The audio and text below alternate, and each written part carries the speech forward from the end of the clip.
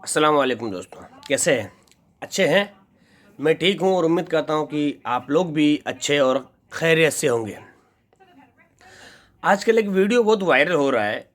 उसमें ये बताया जा रहा है कि ये औरत ने किसी मुसलमान से शादी की थी और उसने इसको छोड़ दिया। लेकिन ये जिसने ये बात ये बताई है, जिसने ये झूठ बोला है सोशल मीडिया पर, फेसबुक पर या ट्विटर पर, अलग अलग मौक़ों पर वीडियो शेयर करने के लिए कि ये लव जिहाद का मामला है, तो मैं आपको बता दूं कि ये बीजेपी के जो हराम खाने वाले लोग हैं उन लोगों ने झूठ बोला है। क्योंकि अगर आप देखेंगे तो आपको लगेगा कि इसके अंदर कहीं भी धर्म का एंगल नहीं है, क्योंकि लड़का भी हिंदू है और लड़की भी हिंदू है, तो उसमें मुसलमान का नाम कहाँ से आ गया। लेकिन सही बात यह है कि अगर मुसलमान का नाम दुनिया में कोई न ले, कोई इंसान, तो उसकी बात अधूरी होती है। ख़ास तौर से ये इन लोगों की जिनकी दुकान ही मुसलमानों के नाम से चलती है। जी हाँ, पहले आप इसको देखिए, बाद में हम बात करेंगे। शादी कर ली धोखे से और अब वो नाटक कर रहा है, कर रहा है। आलो बाहर, आदत को के बर्बाद कर दी मेरी। आलो बाहर।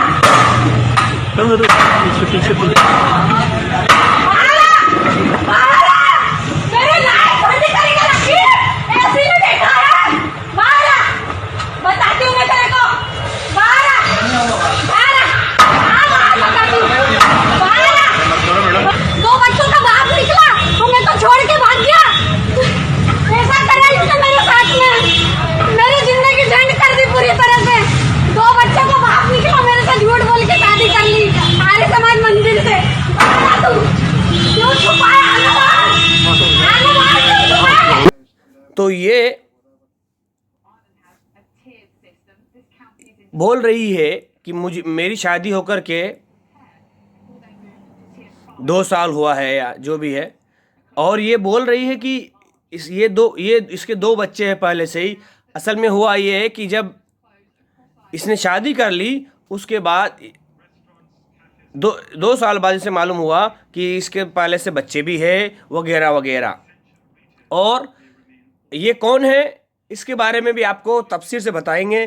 कहाँ का वाक़या है।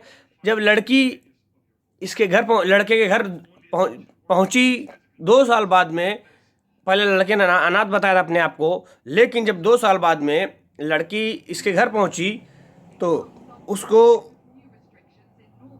उसके घर वाले मतलब माँ बाप और पत्नी जो पहले से घर पे मौजूद थी, उन लोगों ने इसको मार पीट के भगा दिया। जी हाँ, ये वाक़या हुआ है इसके साथ। और इसने पुलिस के सामने भी ये बयान दिया है कि ये लड़के का नाम क्या है, लड़का कहाँ का है, इसकी बिरादरी क्या है। पाटिल बिरादरी से है जो हिंदुओं में आती है। आप देखिए, ये दूसरा बयान सुनिए इस लड़की का, जिससे मालूम हो जाएगा कि सुअरखोर लोग, हरामखोर लोग, कितनी नीच सोच वाले झूठ बोल करके मुसलमानों को बदनाम करने की कितनी कोशिश कर रहे हैं। आखिर सच से तो काम नहीं चल सकता, क्योंकि मैं अक्सर देखता हूँ कि बगैर झूठ के तो बीजेपी की शुरुआत होती ही नहीं है। तो देखिए इसको, ये क्या रिपोर्ट इसके बारे में भी जानिए। भी आप देखिए सर इस लड़के से शादी की थी 3 साल पहले मैंने। इसने अनाथ बताया, खुद को अनमेरिड बताया, आर्य समाज मंदिर से शादी की और अभी शादी के 3 साल बाद मुझे इसके किसी रिश्तेदार ने बताया कि ये पहले से शादीशुदा है सर। कितने साल होगा आपकी शादी? मेरी शादी को 3 साल हुए, 2017 में शादी हुई थी सर मेरी मई में। उससे पहले इन्होंने शादी करा? जी, इनकी शादी 2010 में ही हो गई। उन्होंने कभी मेरे को बताई नहीं सर ये बात की ये शादीशुदा है। क्या नाम है? आनंद पाटिल नाम है इनका। अब आप किस तरह की कार्रवाई चाहते हैं? मेरे को न्याय चाहिए सर। मैं कोई मनोरंजन का साधन नहीं थी। जब तक उसका मन हुआ उसने यूज़ किया और फेंक दिया मेरे को। जब शादीशुदा था तो उसने मेरे से झूठ बोल के शादी क्यों की सर, बताइए ना आप। आप यहाँ पे क्या कार्रवाई क्या बोल रहे हैं? अभी तो लिखा पढ़ी चल रही है आप सर। किस तरह की कार्रवाई चाहते हैं इसके ऊपर? मुझे इस पे रेप केस लगवाना है सर। एक तरह से रेप ही हुआ मेरा 3 साल तक। मेरे को धोखे में रख के, मैं तो पति समझ के उसके साथ रहती थी ना सर। आपका नाम? नेहा पाटिल। तो आपने देखा कि किस तरह से इस महिला की बातें सुन करके ये पूरा मामला जो है वो पूरा मामला बेनकाब हो जाता है कि कहीं से भी ये मामला जो है तो देखा, दूध का दूध पानी का पानी, इसको बोलते हैं बीजेपी, आरएसएस और जो विश्व हिंदू परिषद, वीएचपी वगैरह है, इन लोगों का धर्म का धंधा। जी हाँ, ये लोगों में दहशत फैलाना चाहते हैं। और इसकी एक और निशानी मैं आपको बताता हूँ, ये वीडियो जो आप आगे देखेंगे, इससे मालूम होगा आपको कि इतना कमज़ोर बन गया है क्या हिंदू धर्म 6 साल के अंदर, जिससे जो है ना एक ऐड करने से, जिसके अंदर कोई धर्म की कोई बात भी नहीं है, लेकिन हिंदू धर्म खतरे में पड़ गया। और हिंदू संगठन जो है ना सोने की दुकान जो है ना बंद कराने के पीछे चल गए तनिष्क। आप देखिए इसको भी कि किस तरह से कितनी नीच हरकत है। वाकई अगर किसी का भी धर्म हो, मेरा हो या किसी और का हो, अगर उस धर्म में इतनी भी कुव्वत नहीं है कि वो अपने आप को बचा सके, तो फिर क्या फ़ायदा ऐसी चीज़ों का कि किसी के बगैर धर्म का नाम लिए हुए किसी कोई आदमी अगर कोई ऐड भी करता है, कोई फोटोशूट भी करता है ज्वेलरी वाला, तो उससे हिंदू धर्म खतरे में पड़ जाता है। 100 करोड़ की आबादी, वो धर्म जो है ना खतरे में पड़ जाता है, इसलिए कि फोटो किसी ने फोटो खिंचवाया है। कितनी नीच बात है ना। वाकई ऐसे धर्म से खुदा हम सबको बचाए और ऐसे धर्म के धंधों से भी बचाए। क्योंकि ये जो राम का नाम लेकर के आतंकवादी, मैं जहाँ देखता हूँ आतंकवादी राम का नाम लेकर ही क्यों मारते हैं, क्योंकि ये उसका परिणाम है कि हम जब जय श्री राम बोलेंगे तो समझ जाने का कि अब हम को पुलिस नहीं पकड़ेगी। क्यों? क्योंकि पुलिस साथी बन जाएगी हमारी, जैसे दिल्ली में हुआ। दिल्ली में सबको मालूम है, बाकायदा उसके वीडियो है, पुलिस ने कैसे किया था। तो आखिर चाहते क्या है? ये नारा राम का लगाते हैं, काम सुअर का करते हैं। ये ऐसा क्यों है? क्या यही धर्म सिखाता है? अगर ये धर्म नहीं सिखाता तो धर्म के जानने वाले लोग इनको क्यों नहीं कहते कि जो आप जब नीच हरकतें करते हो तो आप राम का नाम क्यों लेते हो? अपने कुत्ते बिल्ली का नाम लिया करो ना, योगी जैसे भड़वे का नाम लिया करो, ऐसा बोलो ना इनको।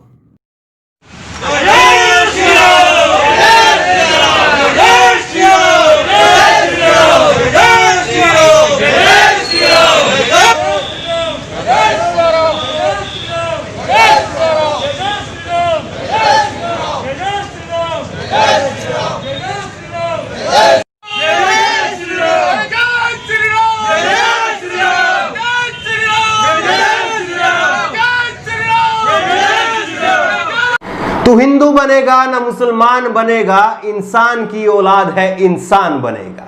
शायर लुधियानवी की यह नज्म 1959 में फिल्म धूल का फूल में मोहम्मद रफी की आवाज में सुनाई दी। लेकिन मौजूदा परिदृश्य में क्या हो रहा है? मौजूदा परिदृश्य में यह हो रहा है कि तू हिंदू बनेगा ना मुसलमान बनेगा, इस बात को हम पीछे छोड़ आए हैं और अब केवल हिंदू बनेगा, हिंदू बनेगा, हिंदू बनेगा। एक ऐड, एक विज्ञापन, उससे इतना धर्म जो है वो खतरे में पड़ सकता है? क्या हम इतने कमजोर हैं? क्या हमारा हिंदू धर्म जो है वो इतना कमजोर है कि एक ऐड, एक विज्ञापन जो है उसकी वजह से पूरा का पूरा धर्म खतरे में पड़ जाएगा?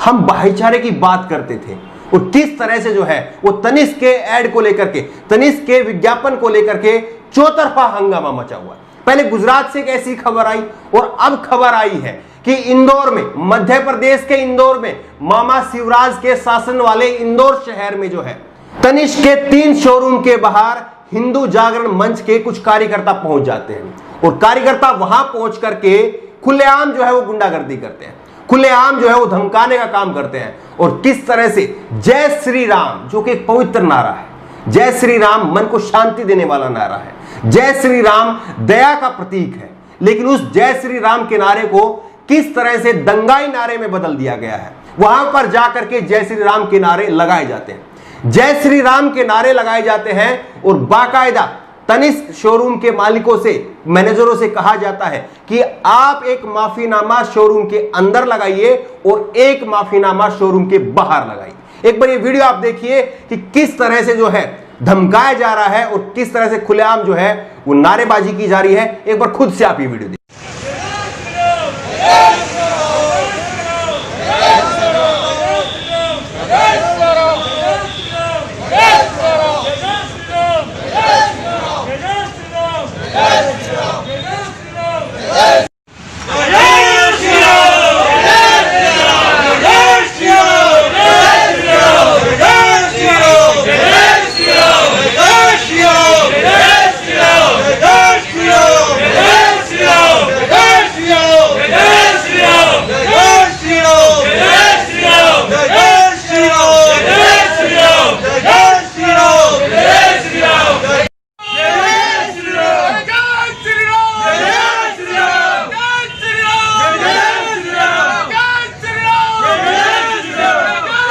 विनोद कापड़ी ने वीडियो ट्वीट करते हुए कहा है, तनिष्क इंदौर के शोरूम में इस तरह की घटना को गुंडागर्दी या हमला कहना सर्वथा अनुचित होगा। भक्त तो बेचारे बस प्रभु श्री राम का स्मरण कर रहे हैं और प्यार से समझा रहे हैं कि क्षमा याचना से कोई छोटा नहीं होता। जय श्री राम। व्यंग्य करते हुए विनोद कापड़ी ने यह ट्वीट किया है और किस तरह से जो है वो गुंडागर्दी की जा रही है, किस तरह से धमकाया जा रहा है, उसी को लेकर के विनोद कापड़ी कह रहे हैं कि वहां पर जो है ये हिंदू जागरण मंच के कार्यकर्ता पहुंच करके माफी मंगवाने का काम करते हैं। किस तरह से जो है उन लोगों को परेशान करने का काम किया जा रहा है, ये आपके सामने है। एक और ट्वीट किया विनोद कापड़ी ने और इसमें लिखा, देश में भगवान श्री राम की ख्याति बढ़ाती मोदी सेना। किस तरह से भगवान श्री राम को लेकर के पिछले कुछ एक साल में जो है भगवान श्री राम को बदनाम करने का काम किया गया है, वो आपके सामने है। वाकई अगर आज के समय में जो है कहीं पर अगर श्री राम होते तो क्या कहते? वो यही कहते कि आप लोग जो हिंदू जागरण मंच के लोग हैं या इस तरह के जो भी लोग हैं, इस तरह के संगठनों के जो भी लोग हैं, वो मेरा नाम इस्तेमाल मत कीजिए। जितना मेरा नाम जो है वो आपने खराब किया है और जितना मेरा नाम लेकर के जितना अधर्म का काम किया है, धर्म के नाम पर अधर्म किया है, वो कृपया करके मत कीजिए। ये प्रभु श्री राम कहते। एक और ट्वीट किया है विनोद कापड़ी ने, तनिष्क का जो है ये आप देख रहे हैं और इसमें लिखा है मोदी का भारत। ये एक नया भारत है जहां पर अंधभक्तों की जो है वो चलती है। अंधभक्त कहीं पर भी पहुंच सकते हैं और कहीं पर भी पहुंच करके आपसे जय श्री राम के नारे या वो और कोई नारा जो है वो लगवा सकते हैं। आपसे किसी प्रकार का जो है वो माफीनामा लिखवाया जा सकता है। ये मोदी का एक नया भारत है। वहीं पर गार्गी रावत है, गार्गी रावत ने ट्वीट किया है, इंग्लिश में ट्वीट है और इसको मैं हिंदी में बता रहा हूं कि इस तरह की घटना जो है वो गुजरात में भी हुई और गुजरात में माफी मंगवाने के बाद में जो है वो अब इसी तरह की घटना जो है वो इंदौर के 3 शोरूम के साथ में हुई है। और किस तरह से जो है वो कहा जा रहा है कि हमारे जो सेंटीमेंट है उनको आपने हर्ट किया है, इसलिए आप माफी मांगिए। कितना शर्मनाक है, ये गार्गी रावत कह रही है। चौतरफा निंदा की जा रही है जिस तरह से ये लोगों का व्यवहार आए दिन देखने को मिल रहा है। और तनिष्क के विज्ञापन को लेकर के हमने भी आपको वो वीडियो दिखाई थी, उसके विज्ञापन में आपको लगा कि कहीं पर भी जो है ये किसी समुदाय विशेष की भावना को भड़काने का काम है। और बाकायदा तनिष्क ने जो है माफी मांगते हुए उस वीडियो को हटा भी लिया। उसके बाद भी जो है राजनीति जारी है, उसके बाद भी जो है गुंडागर्दी जारी है। और इसी को लेकर के एमपी न्यूज ने एक खबर छापी है। इंदौर में तनिष्क शोरूम के बाहर हिंदू जागरण मंच का प्रदर्शन, विज्ञापन का किया विरोध। देश की जानी मानी ज्वेलर निर्माता कंपनी तनिष्क के एक विज्ञापन पर इतना बवाल मचा है कि कंपनी को अपना विज्ञापन वापस लेना पड़ा। कंपनी प्रबंधन ने इसके लिए जनता से माफी भी मांगी। गुरुवार को इंदौर में भी तनिष्क के 3 शोरूम के बाहर हिंदू जागरण मंच के कार्यकर्ताओं ने प्रदर्शन किया और जय श्री राम के नारे लगाए। इस दौरान हिंदू जागरण मंच ने शोरूम के संचालकों से शोरूम के बाहर और अंदर माफी लगाने की बात कही, माफीनामा जो है वो लगाने की बात कही। हिंदू जागरण मंच के अलावा प्रांत के प्रचार प्रमुख राजपाल जोशी ने विज्ञापन को जिहादी बताते हुए इसे हिंदू समाज पर कुठाघात जो है वो बताया था। दरअसल तनिष्क के एक विज्ञापन को लेकर कुछ लोगों का मानना है कि इसे कथित तौर पर लव जिहाद को बढ़ावा मिलेगा। सोशल मीडिया पर भारी ट्रोलिंग के बाद तनिष्क ने उस विज्ञापन को वापस ले लिया था और जनता से माफी मांगी थी। किस तरह से ये नया भारत है, इस नए भारत में हमें सोचना चाहिए और अपने आप पर शर्मसार होना चाहिए कि एक विज्ञापन जिसमें कहीं से भी जो है कोई दंगा फसाद नहीं है, कहीं से भी कोई चिल्लाहट की बात नहीं है, कहीं से भी कोई मारकाट की बात नहीं है, कहीं से भी कोई खून खराबे वाली बात नहीं है, कितने प्यार से जो है एक परिवार को दिखाया गया, उस पर लोगों ने विरोध दर्ज किया। विरोध के बाद में कंपनी ने बाकायदा माफी मांगी, वीडियो को हटा लिया। लेकिन उसके बाद में भी किस तरह से राजनीति और गुंडागर्दी जारी है ये आपके सामने। क्या आपको लगता है कि ऐसे लोगों पर जो है वो कार्रवाई करनी चाहिए? लेकिन सवाल ये उठता है कि कार्रवाई करे कौन? क्योंकि मध्य प्रदेश में मामा शिवराज की सरकार है और मामा शिवराज जो है वो इस वक्त चुनाव प्रचार में बिजी है, क्योंकि मध्य प्रदेश में 28 सीटों पर जो है वो उपचुनाव होने वाले हैं और इन्हीं उपचुनाव के लिए महाराज जो है वो चुनाव प्रचार में बिजी। सवाल तनिष्क विज्ञापन के विरोध तक सीमित नहीं है। सवाल ये है कि कुछ संगठन, कुछ लोग जो हैं वो विरोध के नाम पर किस तरह से कानून व्यवस्था को अपने हाथ में ले लेते हैं, वो सबसे बड़ा सवाल है। और क्यों जो है राज्य सरकार जो है उसकी कानून व्यवस्था इतनी चरमरा गई है, उत्तर प्रदेश में हो या मध्य प्रदेश में हो, क्यों आखिरकार जो है बीजेपी शासित राज्यों में और क्यों इसी तरह के खास संगठनों में जो है वो इस तरह की प्रवृत्ति देखने को मिलती है? सबसे बड़ा सवाल ये है। और क्या सवाल जो है ये नहीं पूछा जाना चाहिए कि कानून व्यवस्था के लिए उत्तर प्रदेश की सरकार हो चाहे मध्य प्रदेश की सरकार हो, वो जिम्मेदार है, तो उनसे सवाल क्यों ना पूछा जाए? केवल इन्हीं संगठनों पर सवाल उठा करके अगर बात को खत्म कर दिया जा रहा है तो मुझे लगता है कि आप बात को छोटी कर रहे हैं। बात बड़ी ये है कि ये जो है वो कानून व्यवस्था का भी सवाल है और इसीलिए जो है राज्य सरकार को कार्रवाई करनी चाहिए, ऐसे संगठनों पर कार्रवाई करनी चाहिए। और ऐसे संगठन जो है वो किसी और दूसरी विचारधारा से जुड़े हुए संगठन है, अगर वो भी इसी प्रकार की कट्टरपंथी करते हैं तो उन पर भी कार्रवाई होनी चाहिए, या अगर वो दूसरे समुदाय के हैं उन पर भी कार्रवाई होनी चाहिए, या वो इस समुदाय के हैं उन पर भी कार्रवाई होनी चाहिए। कट्टरपंथी किसी